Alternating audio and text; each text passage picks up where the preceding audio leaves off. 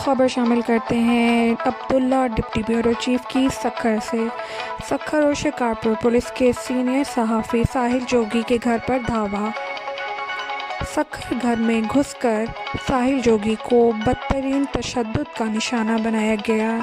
गिरफ्तार करने की कोशिश, इलाका मकीनों के पहुंचने पर पुलिस फरार। सक्खर के थाना शिकारपुर के थाना गाहीजा और थाना अमरोट ने चढ़ाई की। पानी तो कहाँ पे घर वाले कर बैठा अंदर कमरे में आइया देखो ये कर तो हारिया तो बाहर खत्म कर दो ये ता चुप कर जो आई मुखे का शेर खबर ना है सवाल जी उसने कई घर में मानी पे खादी सिपाही आया 5-7 सिपाही होया 8-10 बार बिठा हेलो बार हेलो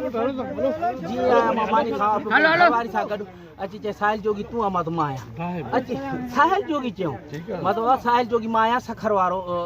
समा में अचण सां मूंखे असांखे मानी खाईंदे के चंबा हणी है गिरेबान खां गेले हेठ तई मुंहिंजी मोबाइल भी मुंहिंजे हथ में हुई भरता पई मानी खाओ उहा असांखे उन खां मोबाइल भी खसे असांखे जो जड़े ते चंबा ढक सभु औरतूं आहियूं क़ुर पाक